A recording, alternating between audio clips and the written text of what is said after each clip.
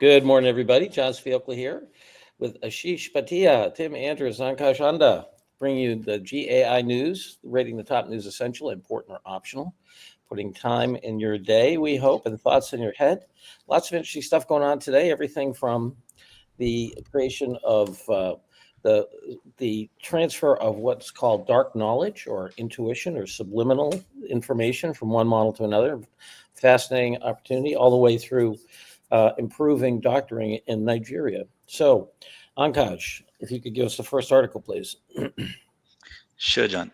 So the first one that we have for today comes from Anthropic and talks about subliminal learning, language models that transmit behavioral traits via hidden signals in data.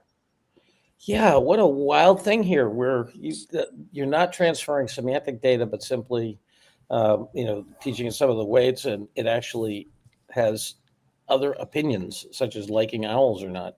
What do you think here, Tim? Well, I think it's wild and interesting. Optional, I would say, maybe important. I could be twisted into important because, in fact, I'll change my mind right here on the spot and say important because I think it's important for AI leaders to understand how much we don't understand. In other words, the limits of the field. And so this is another example of that. I know enough math to say, okay, I can sort of sort this in my head because while this article talks about the fact that the example is a model that loves owls transmit love of owls to a student model, if you will, a distilled model, even though nothing about owls was ever discussed in the teaching. So how does that happen? Well, the reality is, if you're talking about numbers and vectors, and this thing is generating numbers and vectors, even if they have nothing to do with owls, what you have to remember is that owls too are just numbers and vectors in these models. That's all they are, is numbers and vectors and computations on those numbers and vectors. What this demonstrates, and there's no explanation why, is that there's enough intermingling of those numbers and vectors that even if the owl numbers and vectors are never discussed in the training, they're transmitted, which is fascinating and raises again some limits of our knowledge, because if it's about owls, maybe we don't care. If it's about giving recipes for nuclear bombs, maybe we do. So there are some important issues at stake here. So I would say important in that sense for understanding the limitations of our understanding. Yeah, I mean, the way I thought about it is that the hyperdimensional math underneath, right, has, I think of it more like DNA, right? And then the stuff you get out of it is like a protein expression, and you don't know what's in there until you try to get it to express it. You know what I mean? Yeah. It's latent in there. Yeah, I thought this is important as well, as you say, because you can whether it's good implicit knowledge, subliminal knowledge, or bad subliminal knowledge that gets passed along. Anyway, what do you think here, Ashish? Yeah, I was kind of in between optional and important as well, just like Tim. A little bit more on the optional side. Usually important subject, I understand that. Not a lot of folks are doing model kind of distillation themselves. So for that reason, it might not be super important for kind of leaders. However, they're picking models, right? So as they're making decisions about which models to pick, how they were trained, is super important to understand for business leaders and AI leaders. So for that reason, I was like, maybe it's important. But Yeah. again, super important subject in that sense, I feel. All right, Akash, where are you on this one? John, I was on important on this one. Two reasons. So, a lot of small language models are being distilled from their Understand. parent models, right? And a lot of these models are coming from the Chinese models, and we don't know what the Chinese models have been trained on, right? Mhm. So, it sort of That's a good brings one. that uncertainty into using those small models that are being distilled from these parent models. So, I Yeah, think important to that. I'm going to go important on this one, and also I think where Tim started us out, I think we have to. It's so easy to get mentally lazy on this stuff and think that we understand them, and they're, even though we know they're probabilistic, that we know how they work, but we really don't. So I think that's an important thing to wake up with every day. All right, important. John, one of the other important thing was it can go down the down the hierarchy of generations, right? So it can carry a bias or certain things through the generations. So again, that is an important aspect to remember as well. Well put. Yes. Yeah. Yes. And it's The LLM version of inbreeding. inbreeding, genetics, whatever, right? I mean, it's I think it's interesting. The other thing is that as a mirror to human cognition, just kind of what when we think about prejudices, and I use that word both for good and bad, right? A lot of learning and thinking is learning how to prejudge things. Anyway, but it makes you think about, okay, how does it work inside us? Anyway, important it is. Next time. Okay. Yes, moving on to the next one. This one comes from OpenAI, and it's a case study how Penda Health used OpenAI to improve diagnostics. Yeah, amazing. Work here. What do you think, Ashish? Yeah, this one I rated as important for several reasons. One of the most important thing during kind of the read that came my intuition was that the workflow integration is so important, right? I mean, they talk about in this report out that when the clinical copilot was built out, and it was more so for clinicians to kind of pull it into their workflow, the usage rate was kind of substantially low. But when it was deeply integrated into their workflow, then the usage actually ticked off. So again, as people are building these co-pilots for assistance and augmentation of their workforce and their cognitive decision making, integration into the flow is super important, right? So that's an important aspect. And the other thing was it improved the diagnosis rate by 16% and treatment error rate by 13%. So again, very kind of empirically backed kind of study in that sense. And then improvement on all dimensions of the clinical workflow, if you will, right? So Yeah. from that sense, I feel super important. I rated it as important. It's a good study for healthcare kind of folks to kind of look out for if they're looking for validation and data, and how to conduct a study like this is Yeah. interesting as well.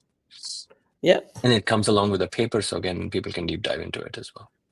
absolutely. Tim, where are you on this? Yeah, I was important on this. I think essential for anybody in the healthcare sector, Yeah. particularly primary care healthcare, and in general, insurance companies, anybody who's affected by this kind of stuff. I think it's essential. This has been shown before in smaller studies, but this was a pretty large study in an actual in situ clinical situation, and validated what's been done before, which is that if you place an AI next to a doctor, errors get reduced, misdiagnoses get reduced. It's good. Yeah. Yeah. I mean, you were kind of convincing me of essential there, Tim, when you're saying, basically you went down the list of, if you're in healthcare or you're a doctor or maybe you have a doctor, it might be essential. I don't know. wouldn't argue with essential. It's a well done case with large numbers. It is healthcare specific, and it is Kenya. So a lot of people may not believe it to a certain extent, speaking of prejudices, but it's a well done study, Yeah. and at a reasonable level of scale. What do you think here, Paul? Great discussion. Important, essential for healthcare, important for everyone else. Ankaj, where are you on this one? John, I was between important and essential for this one. Essential because it shows how well they have embedded Gen AI in their workflow, right? So that way, I think that's a good example for enterprises as well. So that's why I was leaning towards essential. All right, essential it is. I'm with you, Ankaj. We have a case study both in the domain and also the process. All right. Yep. Next. Okay, the next one comes from Google Research and talks about LSM2, learning from incomplete variable sensor data.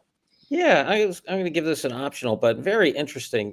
This notion of creating models that can deal with incomplete data. Our friends at Vantic deal with this all the time, right? They're the real-time event-driven architecture, and this notion of sensors being intermittent and having missing data. And as we get to putting AI into the Internet of Things on the human body, and this has massive, data set here.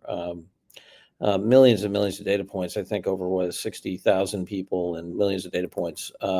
Interesting, set of math to deal with the interpolation across the missing data. But I thought, interesting algorithmic, innovation, but optional for our AI leader is where I came down. I don't know, where are you on this, Ashish? John, do you think the idea would scale to IoT data as well?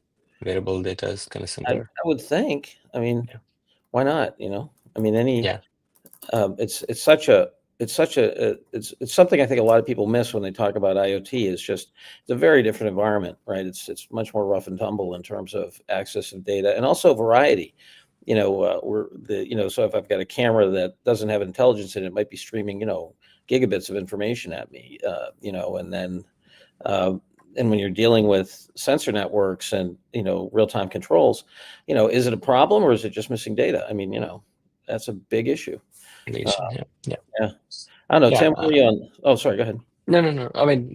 That's fair. I think the only kind of concern that I have, how much is the data missing? Because we've seen in even the previous one, right?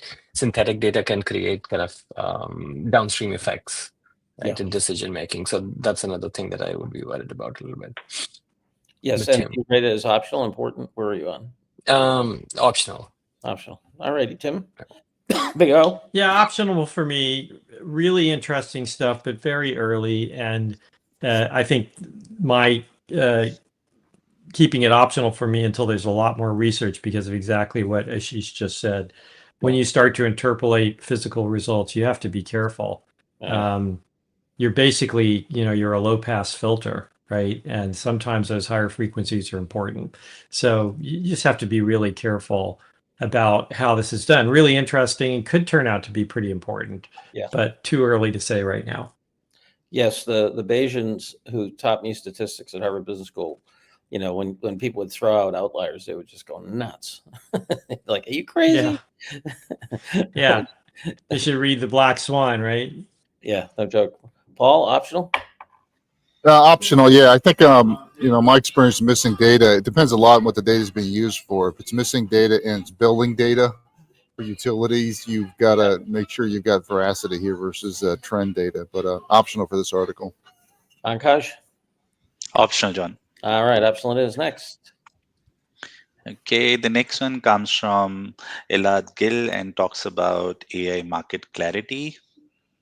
Yes. What do you think here, Tim? I think this for me was mostly optional, maybe a little. Maybe I could be twisted into important.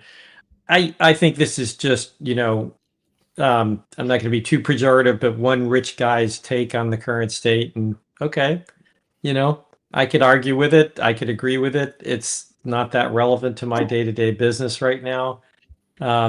He's basically looking for investment ideas, so he's talking his book to a certain extent.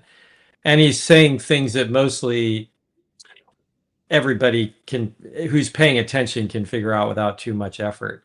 And I actually think he's wrong in many places, but I just don't think it's worth the effort to argue, honestly. Okay. So optional for me. Optional for Tim. What do you think, Ashish? Yeah, I had similar thoughts. I thought a lot of the things that are being talked about in this article are kind of common knowledge right now, right? We barely know these subjects. It's a good amalgamation of all of them together, but leaders should be aware of these things, I feel. Yeah. What do you think, Pankaj? I was between optional and important, John. So I know we have discussed all these things before, but if someone is looking for a collation of these, maybe a good article to read. Okay. And Paul? Oh, Paul had to step away for a minute. Okay, yeah, I think I'm going to give this an optional. I was in between optional and important, but let's give it optional. Okay, moving on to the next one. This one comes from DeepMind, and they are trying for self-improving table tennis agents. Yeah, fascinating. Robots here going wild on table tennis. Interesting, domain in terms of the using robots. I was going to give this an optional. I thought that the training that it's doing in terms of the adaptive model they have here, and the ability for it to learn was pretty interesting. But in terms of our AI leader day to day, being able to train uh, robots with a superior algorithm right now didn't strike me as something that they need to know about. So I was going to give it an optional. What'd you think here, Tim? Yeah, I would give it an optional. I think if you're in robotics, you should read this. This is essential if you're in the robotics area. Anything Google Mind does in this area, they've done some really good research, and they're very much investing here. So I would be keeping a close eye on them. They failed here to get where they wanted to get to a certain extent, but this is a good model. I think, John, you probably work with Tim Galway, Sure. author of The Inner Game of Tennis. And one of the reasons he started with sports, even though he was mostly about behavior, is that, as they said here, sports is a great controlled world where feedback is instantaneously advantageous. The person who learns fastest wins, basically. So it's a great way for them to try and train robots. So I agree with that. And it just shows you how hard it is. They are still working at it. They didn't get as far as they wanted, but they made some progress. It's a nice parlor trick to watch the little robots play table tennis. But unless you are specifically in robotic development, optional. All right. Ashish, where are you on this? Yeah, I was optional too.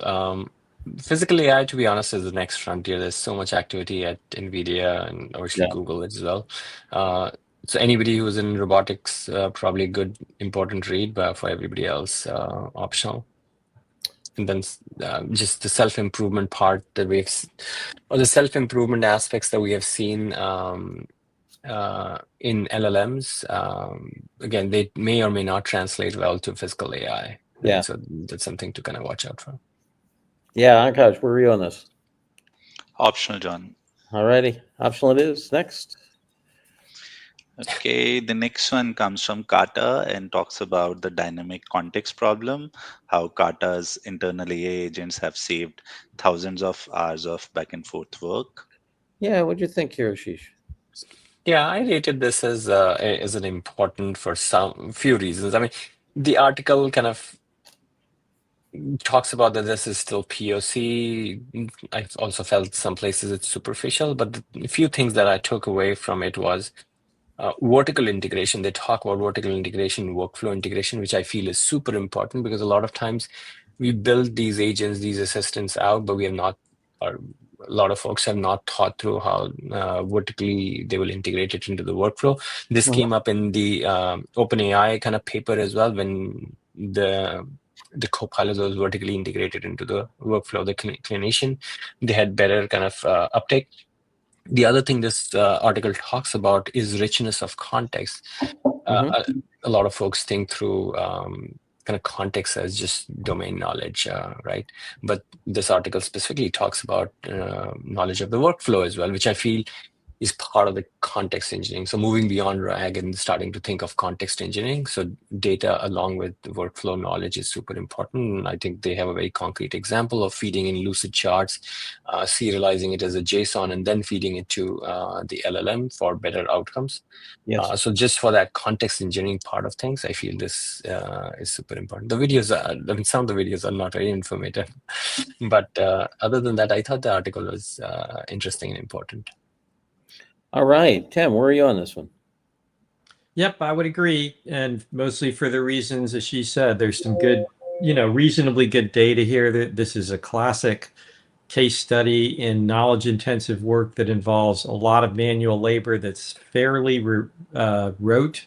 It's a lot of blocking and tackling, however you want to put it, and some judgment. And if you can get that blocking and tackling and even some of the judgment to scale through an LLM, you're making real progress. And I also agree that the techniques used here are interesting and worth reading about. Once again, here, integration into the workflow really made a huge difference. And this idea of the way they captured the prompts and using the JSON workflow was pretty interesting. So some worthwhile tidbits here. Yeah, lots of time saved as well. Yep. What do you think, Akash? Is this important, essential? Where are we? Definitely important, John, for all the reasons that Ashish and Tim mentioned. Yeah. Important for me. All right, we're giving important, nice case study. And last but not least, our Bay Area Yes, tech CEO. right. So this is about the Replit agent that went rogue and deleted a production database. Yeah, Tim, what do you think here? Well, I think this is, again, we talked, I think it was the first article, right, that talks about the limitations of our understanding. And here is a practical case in point where a development agent, Replit, that's well known and well respected, along with some of these other coding agents, literally deleted a person's entire application repository, all the code that they created, and then proceeded to tell them that they couldn't get it back and basically go pound sand. This is not really great customer service. You know, this, yeah, it's just unbelievable. But you know, that it again, just make sure, you know, caveat emptor when you go into these things, that you understand that we don't understand how these things are going to behave in all circumstances because they're probabilistic, and they fool us into believing and anthropomorphizing them. And here you go. And, you know, imagine if you were a big time software developer at a big time enterprise and you had put months of effort into something that was a critical enterprise deployment, and this happens, right? Yeah. It would be this person was sort of a vibe coder, non-technical, and he eventually got his application back after some effort.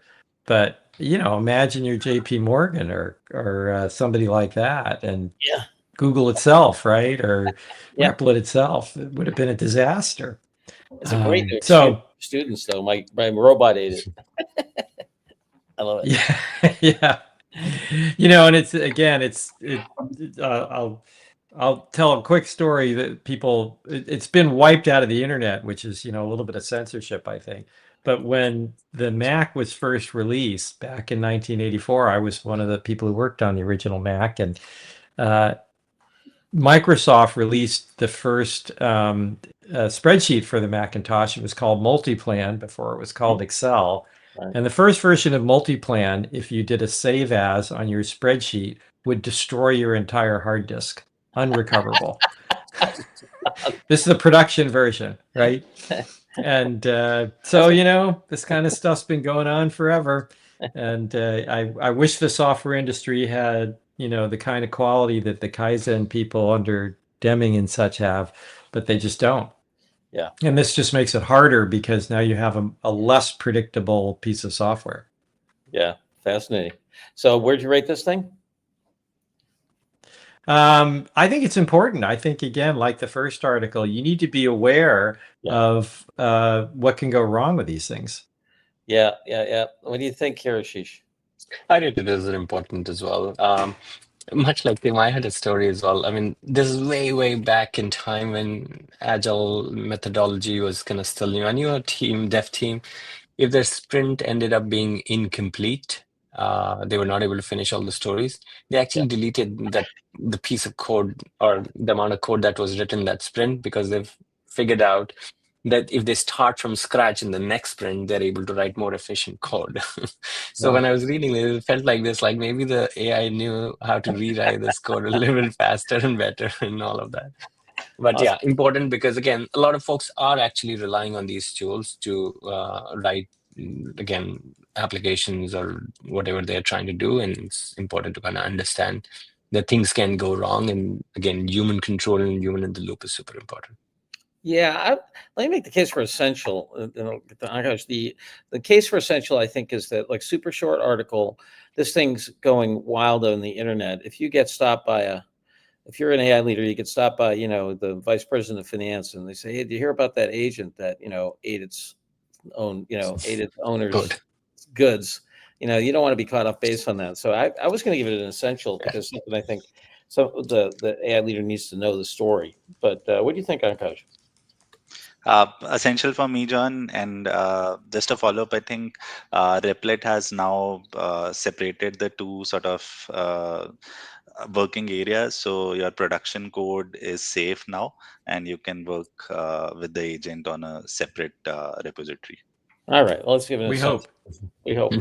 Right. Yes. Except the super agent that knows how to do it both. Right. Because I just want to make you more productive, as she said. This is going to hurt me more. Hurt me more than it's going to hurt you. All right. Yeah. All I right. can go with essential. Okay, we're going essential on this one. Akash, if you could give us a tote board. Ashish, any news or anything? Any announcements? No, I mean, yesterday I was mentoring at in Harvard entrepreneurial kind of class, and again, these were high school kids trying to build their startups and kind of think as entrepreneurs. And one of the things that I took from that class was when I looked at the groups or kind of sat with those groups. I mean, it gave me hope that they're building something unique, and the tools that we are giving them, all of these tools that we were talking, Replit, Lovable, and whatnot, right? Yes. They are wielding them as absolutely tools of the next generation. They're able to bring their ideas to fruition much faster, and there was so much creativity in the room. So it just gave me hope for the next generation humanity. All right. I love it. Well, Tim, let's stop on that good note, unless you got something important to say here, or Paul. Akash? No, I think that is a good example of, the way that things, like we looked at Carta and some of these others where we talked about the importance of integrating in a workflow. That's all true, but that's again what our friend Alan Kay used to call a better old thing. So we're taking what we do now and we're making it better. It's more efficient. We're just improving the current processes by embedding these things in the workflow. But what Ashish is talking about here, vibe coding, maybe we'll get that way, is people doing what they couldn't do before, just doing completely different things and opening up new vistas, which is really exciting and empowering. Yeah, absolutely. Paul, I don't know if you're with us. If you are, anything? All right. Ankash, looks like we got 2 essentials, 2 importance, 3 optionals. All right. Big day today. Have a great AI day. We'll see you all tomorrow morning. Bye-bye now. Take care, everyone.